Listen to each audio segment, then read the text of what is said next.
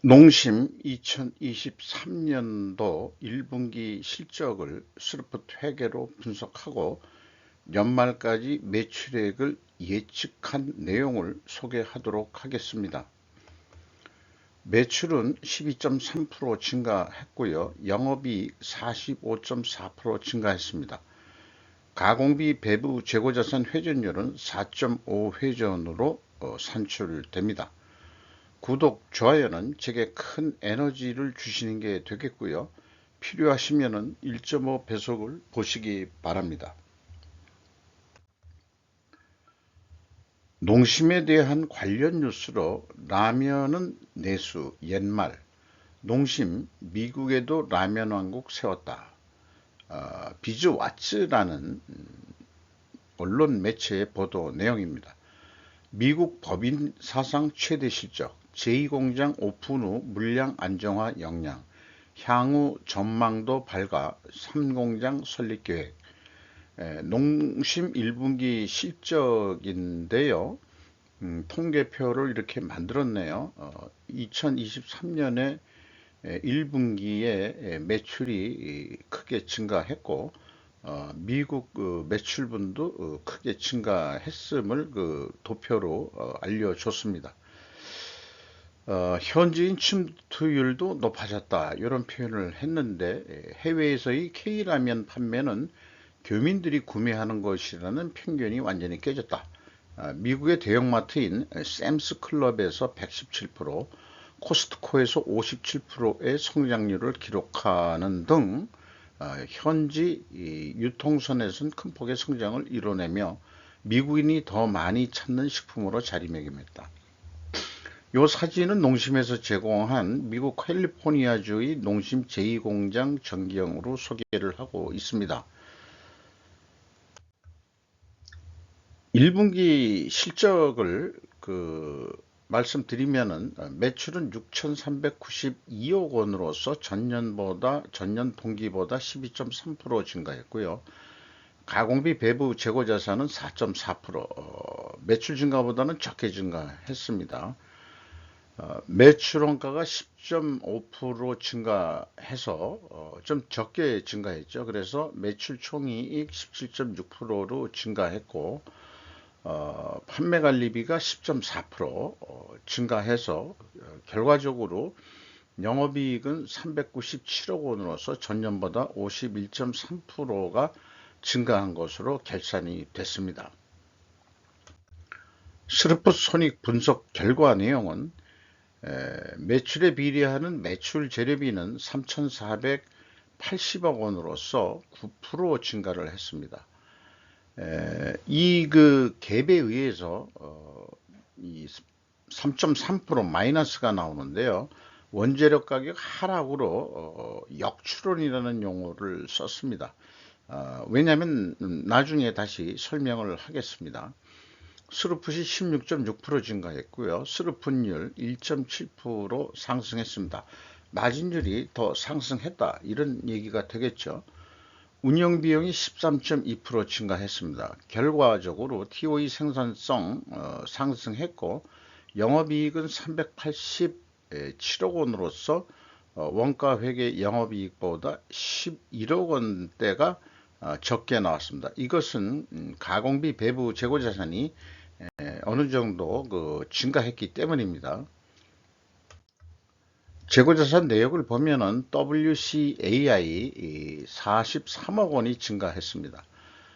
제품 및 상품을 같이 묶어서 표현하고 있다는 게 삼성전자나 이런 데하고 같고 WCAI를 AA 범위 내에 상품을 포함시키는 것이 일반적인 표준이라고 할 수 있겠습니다. 전체를 볼 때는 별도로 상품 매출원가를 뽑는 기업도 있습니다만은 전체적으로 볼 때는 그냥 전체 매출원가를 산출하기 위해서 상품을 제품 및 상품으로 포괄해서 이렇게 분석하는 기업들이 일반적인 것 같습니다.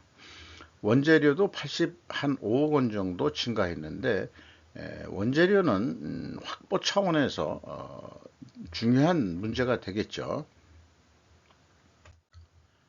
비용의 성격적 분류 내용에서 이 글씨체를 누이게 표현한 것은 농심이 분기보고서에서는 비성분 내용, 비용의 성격적 분류 데이터를 비공개하고 있습니다.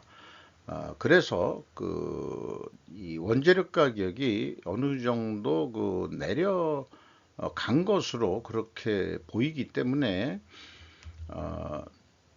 가공 비율이 1% 정도 올라간 거로 가정을 했고, 그 다음에 재료 비율이 1% 정도 내려간 것으로 가정을 해서 이 총 제조 비용에서 역산을 해서 가공비를 산출하고, 가공비를 운영 비용에서 이 가공비를 판매 관리비하고 더하면은 운영 비용이 나오겠습니다. 그래서 전체 총 영업 비용에서 운영 비용을 뺀 금액이 매출원가 재료비가 되겠고요. 이 재료비에서 재고자산의 변동액을 또 빼면은 원재료 사용액 및 상품 매입액이 나오게 되겠습니다. 이렇게 역산으로 풀이를 했습니다. 핵심은 가공비를 얼마로 볼 거냐 하는데, 작년에 24%였는데 가공비율이 25%로 1% 오른 것으로 합리적인 가정을 해본 것입니다. 재고자산 매출원가 회계 투명성 검증 3단계 중에서 1, 2단계는 제가 역으로 맞춰준 거기 때문에 검증의 의미가 없고요. 현금 흐름표 기준 전체 재고 자산액은 일치를 합니다. 현금식으로 읽어보면은 현금이 117억 원이 나갔으면은 재고가 117억 원 증가해야 되는데 113억 원뿐이 증가를 안 했어요. 그래서 4억 원이 현금이 어디로 갔소이까? 라고 질문을 하면은 회사의 답변은 다른 게 아니고 이게 먹는 식품이기 때문에 우리 신선도등 해서 다 잘 해가지고 재고자산 폐기 손실을 4억 원어치를 했시다 라고 얘기를 하는 겁니다. 이 재고자산 폐기 손실이 많이 나와서는 곤란하겠죠. 운영비용에 있어서 인건비가 3,483억 원이 집행이 됐습니다. 0.7% 증가했고요. 직원 수는 80명이 증가했습니다. 인당 평균 임금이 6,550만 원으로서 전년보다 0.8% 하락한 것으로 그렇게 산출이 됩니다. 인플레이션 시대에 자신들도 농심 라면 가격 올려놓고 인건비는 왜 내렸냐? 요게 조금 그렇습니다만은 80명의 인원이 저임 초임 사원이라고 한다면은 영향을 끼쳤을 수도 있겠죠. 일단 그렇게 보지만은 다른 기업들은 보면은 그렇지는 않습니다. 좀 올려줄 때는 올려주는데 이 업종 계통이 그렇게 높은 임금이 높은 업종 같지는 않아요. 운송비가 16.9% 증가했고요. 광고 선전비가 24% 증가를 했습니다. 라면도 광고를 계속 해야죠. 경영평가 지표에 와서 가공비 배부 재고 자산 회전율이 4.5회전이 나왔는데 전년보다 감소를 했습니다. 그리고 수르푼율은 상승을 했어요. 이렇게 역방향이면은 분식회계 개연성 가정을 합니다. 그러나 농심에서 우리는 그런 회사가 아니요. 그러시면은 반증을 해야 되는데, 반증은 원재료 및 상품 매입 가격 상승과 판매 가격 인상으로 입증해야 됩니다. 이것이 이 손익계산서에서 했을 때는 원재료 가격이 하락으로 그렇게 가정을 했었죠. 뭔가 좀 모순된 것 같은 그런 상황입니다. 인건비는 TOC 생산성 범위 내에서 결정되어야 된다 하는 거 말씀드리고요.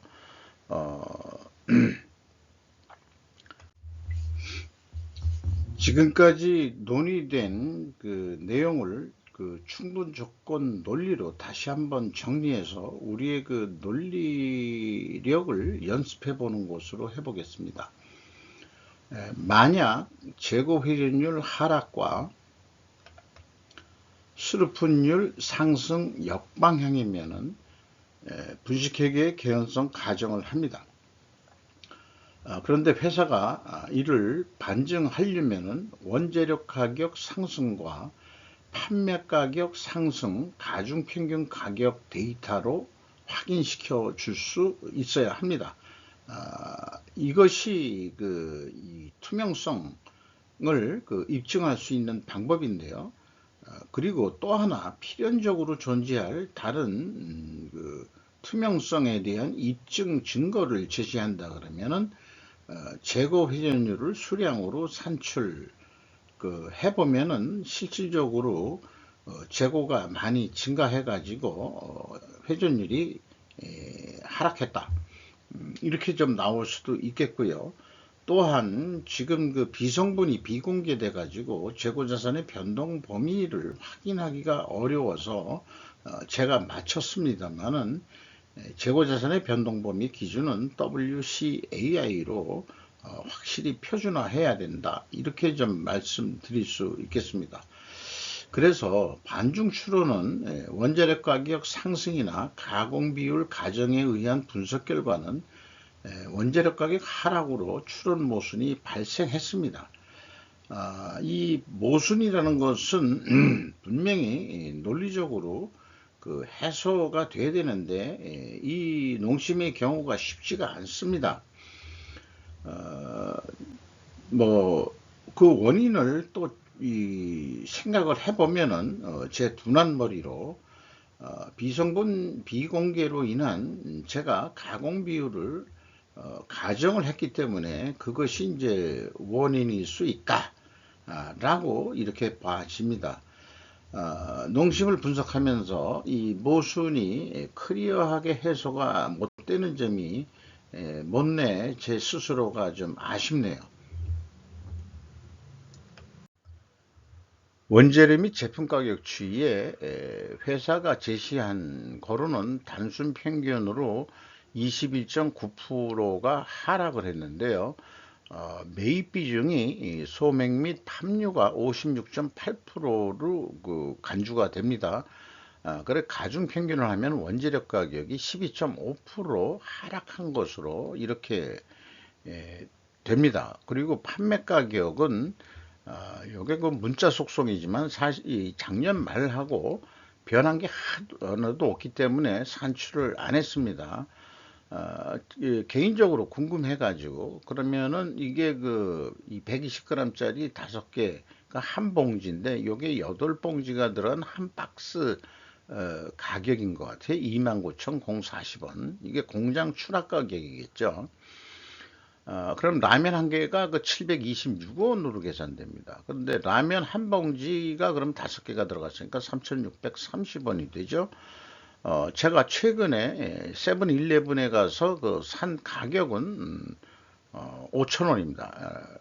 라면 하나에 이제 1,000원짜리가 된 거죠. 이것을 이 분식집이나 이런 데서는 한 4,000원, 726원짜리 가지고, 요게 이거 좀 1,000원짜리죠. 1,000원짜리 가지고 한 4,000원 받으면은 충분히 받는 것 같아요. 이렇게 좀 재미있게 비교를 해 봤습니다. 이렇게 해서 1분기 실적을 가지고 연말까지 매출액을 예측해 보면은 한 2조 5,739억 원 예상이 되는데 이게 이제 한 2조 5,700억 정도로 된다 봤을 때 예상 이익은 1,595억 원 정도 될 것 같습니다. 이 경우 재고가 4% 증가한다고 봤어요. 그리고 재고가 만약에 4% 줄인다면은 영업이익은 조금 더 줄어드는 거로 이렇게 되어 있죠. 이것은 이 가공 비율이 뭐 그렇게 높지 않기 때문에 또 이런 결과도 나온다 할 수 있겠습니다. 어쨌든 재고가 감소하면은 원가 회계는 영업이익이 감소한다는 게 되겠습니다.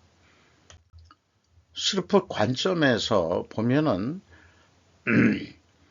있는 데이터를 가지고 똑같은 원가 회계처럼 비례적으로 예측을 하면은 한 2조 550억이면은 충분한 것으로 이렇게 됩니다. 이 경우 영업이익은 1,480억 원 정도 예상이 됩니다. 그런데 이익을 좀 더 내보자. 그렇게 한다면은 재고 회전율을 19회전까지 올려봐라. 이 성과를 내라. 5.2% 증분을 하는 겁니다. 예상보다는 더 좀 노력을 하자 그런 얘기예요. 그러면은 매출이 2조 한 6,826억 원까지 올라가면은 한 2천억 원의 영업이익은 충분하다. 이렇게 볼 수 있겠습니다. 그리고 또한 이 스루풋 회계 기준으로는 이것이 어떤 뭐 납품 단가라고 한다 그러면은 255만 원이면은 충분하고 원가 회계 기준은 257만 원에서 2만 원 정도 스루풋 회계가 적게 나옵니다. 지금 재고 인벤토리 증감과 판매 가격 예측 관계를 좀 이해를 돕도록 4분면 매트릭스로 그려 가지고 원가 회계는 재고의 증가는 이익의 증가, 재고의 감소는 이익의 감소로 말씀드렸고요. 스루풋 회계는 재고의 증가는 이익의 감소고 그 다음에 재고의 감소는 이익의 증가다 이렇게 표현을 안 하고 재고 회전율 상승은 이익의 증가다. 그러니까 재고 절대 금액은 증가할 수도 있는데 재고 회전율 상승이라고 말씀을 드리는 겁니다. 그리고 이 재고가 증가했을 때는 원가회계는 판매액가가 높게 나오게 만들어서 인플레이션 유발 효과가 있고요. 이런 거고, 그 다음에 재고가 증가할 때는 스루풋은 판매가가 낮게 나오는 그런 로직을 가지고 있습니다. 인플레이션을 완화하는 효과를 가지고 있습니다. 요 밑에 내용 중에서 일반적으로 재고가 감소하면은 스루풋은 판매가가 좀 높게 나오는데 낮게 나올 경우도 특별히 발생할 수 있습니다. 이런 경우에는 특별 원인 변동을 별도로 찾아야 됩니다.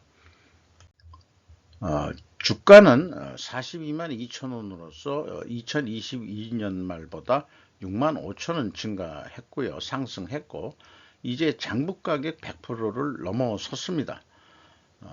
주주는 농심홀딩스가 32.71%, 국민연금이 12%, 외국인이 16.97%, 골드만과 모건 스탠리가 눈에 띕니다. 그리고 농심홀딩스의 최대 주주는 신동원 씨로 42.92% 지분을 소유하고 있으면서 농심홀딩스를 지배하고 있습니다. 이상 농심 1분기 실적을 분석한 내용을 마치도록 하겠습니다.